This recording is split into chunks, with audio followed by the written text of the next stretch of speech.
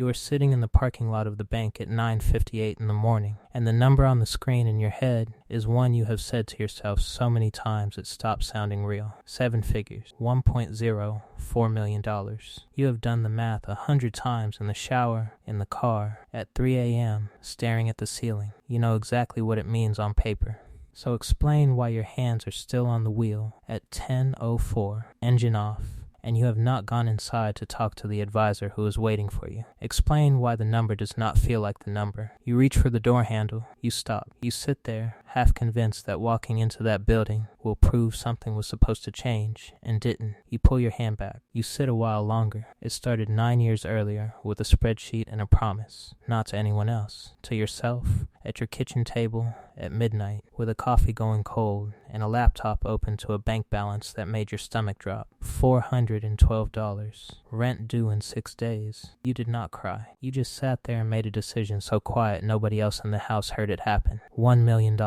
That was the number that meant safe, not rich. Safe, a number big enough that a bad month couldn't reach you anymore. You told your brother about it once, over beers, half joking. He laughed and said, "What changes, man? You still gotta brush your teeth in the morning." You laughed too, but you meant it the way you mean a prayer, and you started working like it was already true. The first 100,000 takes 4 years, and it changes almost nothing you can see. You still drive the same car with the crack in the windshield you keep meaning to fix. You still check the price of gas before you pull in, but something small shifts underneath, something nobody else can see. You stop flinching when the dentist mentions a filling. You pay it, and you don't do the math on the drive home. That's it. That's the whole change. Nobody throws a parade for not flinching. The second 100,000 takes half the time. Money moves strange like that, slow at the bottom, faster once it's rolling, and you start to understand why people say it compounds. Though nobody tells you it compounds your worry too, just in a different direction. You stop worrying about surviving the month. You start worrying about protecting what you built. Different fear. Nicer clothes on the same animal. Your daughter is 11 when you cross 200,000, and she asks you,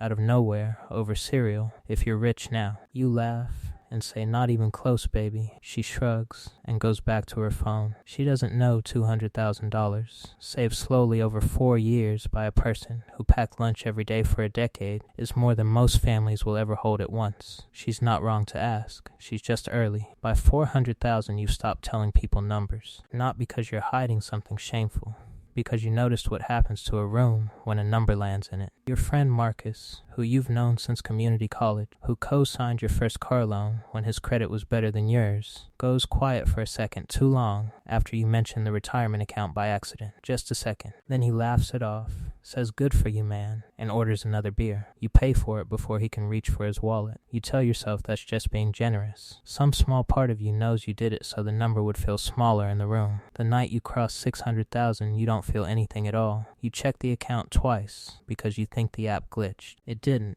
You sit on the edge of the bed in the dark and you wait for the feeling you were promised 9 years ago at that kitchen table. The safe feeling, the exhale. It doesn't come. Your wife rolls over and asks what's wrong, and you say nothing. Go back to sleep.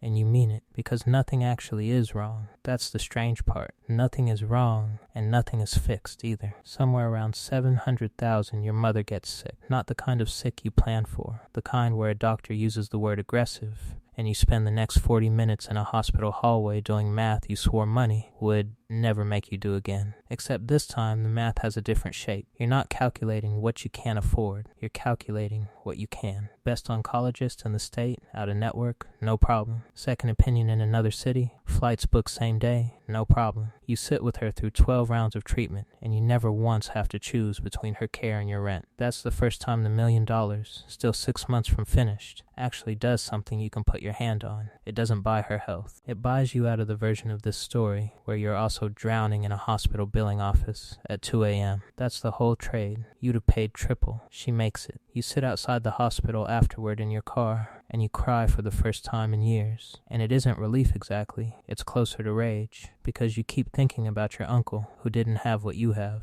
who died 4 years earlier, arguing with an insurance company from a hospital bed. You think about how close you came to being him. one spreadsheet, one midnight decision. That's the whole distance between the two of you, and it feels obscene that it's that thin. You cross 800,000 the week your best friend from high school, Danny, calls you for the first time in 2 years. Not to catch up. He gets 4 minutes into pleasantries before he pivots, smooth, rehearsed, into a real estate deal he's putting together, and he needs partners who can move fast, and he immediately thought of you.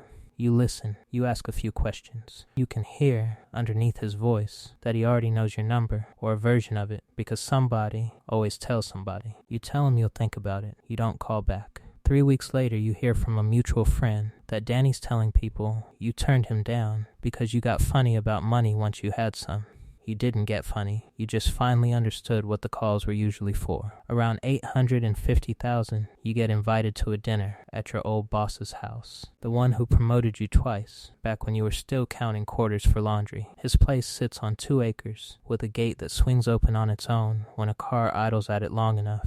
And you sit through appetizers, making small talk with people who ask what you do the way other people ask what neighborhood you're in, sizing, not curious. Somewhere near dessert, a man you've known for 11 minutes leans in close and asks, low and friendly, whether you'd ever consider getting in early on something he's building. You say maybe. Send me something. The same 4 words you've said to 6 people this year, and you already know the email will sit unread. Your old boss walks you to your car afterward, hand on your shoulder, tells you he always knew you'd end up doing well. You thank him. You drive home, wondering why a compliment can sit in your chest like a stone. Halfway home, you call your wife just to hear her ask if you picked up milk. You did. That's the whole call. It's the best 4 minutes of your night. Around 900,000, your sister asks to borrow $11,000 for a car. And you say yes before she finishes the sentence. And you both understand, without saying it, that this is not a loan. This is a gift wearing a loan's clothes. And neither of you will ever speak of it again.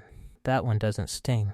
That one feels like the whole reason for any of it. You'd have crossed $1 million a year sooner without that 11,000, and you don't regret a cent of the delay. You crossed the $1 million on a Tuesday morning in an app on your phone, standing in your kitchen in socks, and there is no music, no fireworks, nothing that matches the 9 years it took to get there. Your coffee is getting cold on the counter, same as it was that first night at $412. You stare at the number for a long time. Then you go to work. You are not late. Nobody at the office knows what day this is. You almost text Marcus about it on the drive in. Your thumb hovers over his name at a red light. You don't send it, not because you're hiding it from him. You've never hidden anything from him. But because you realize halfway through typing that you don't actually know what you'd be telling him. Congratulations don't fit right on a number. You put the phone down. The light turns green. You drive the rest of the way in silence. And it's a comfortable one. The kind you couldn't have afforded, in every sense, 9 years ago. Here's what actually changed. Once you sat with it long enough to see it clearly. You sleep differently. Not because you're rich. You're not. Not by the standard the internet uses for that word. But because a bad month can no longer reach into your house and take something from you. The furnace can die in January, and you replace it that week instead of financing dread through March. That is the whole architecture of the feeling you were chasing at that kitchen table. Not champagne, just a floor that doesn't move. Here is what didn't change. You still work. Almost everyone at this number still works. Whatever the videos with the yachts want you to believe. The version of $1 million that lets you never work again is a very specific number multiplied by a very specific lifestyle, and yours is not it. Not yet. Maybe not for another decade. You still get frustrated in traffic. You still argue with your wife about the dishes, a fight that has nothing to do with dishes and everything to do with being tired, the same as it did at $412 in the account. Grief still arrives on its own schedule and ignores your bank statement completely. The $1 million didn't touch any of that. It was never built to. What it did change, quietly, without asking permission, is who reaches for their phone when they think of you. Marcus still calls, still just to talk, still splits the check exactly down the middle, even when you try to grab it, and you've stopped trying because you finally understood that letting him pay his half is its own kind of respect. Danny doesn't call anymore. You notice you don't miss it the way you thought you would. You thought crossing this number would fill something. Instead, it emptied a few things out that were never really full to begin with, and left more room for the ones that were. Your daughter is 14 now, on the older end of asking harder questions. And one night at the table she asks if you're rich yet. You think about the $412. You think about your mother's hospital hallway. You think about Danny's 4 minutes of pleasantries, and Marcus splitting a check he can't quite afford, on principle, every single time. You tell her the truth, the real one, the one that took 9 years and a lot of quiet math to earn. We're safe. That's different. That's better, actually. She looks at you like she's filing that away for later, the way kids do with the sentences that matter. You go back out to the bank parking lot that morning, the one where this all started, hand on the door handle, and this time you go in. The advisor is kind and boring in the way you want your money people to be boring. You sign 4 things. It takes 11 minutes. You walk back out to your car in the same parking lot under the same gray sky, and nothing around you has changed. The lot is still cracked in the same places. Your windshield still has the same hairline crack you never fixed, because fixing it stopped being about money 2 years ago and started being about just never getting around to it. You sit in the driver's seat for a second before you start the engine, and you finally understand what the number was actually for. It was never going to make you feel like something. It was only ever going to make sure that when your life needed you to be able to move fast, without flinching, without a spreadsheet, at midnight, you could. Your mother's 12 rounds of treatment proved that once, and that was the whole point, the entire 9 years distilled into one hospital hallway where you didn't have to choose. You start the car. You drive home the long way, past the old apartment with the $412 still somewhere in its walls, past the hospital, past Danny's old street. And none of it means what it used to mean, and all of it means exactly what it always did. You pull into your driveway. Your daughter's bike is on its side in the yard where she dropped it. You pick it up and lean it against the porch before you go inside, the same way you did the week you had $412 to your name, because that part, it turns out, the million never touched it all. Inside, your wife is at the counter with the mail, and she holds up an envelope from the bank without opening it, eyebrows up, a question. You nod.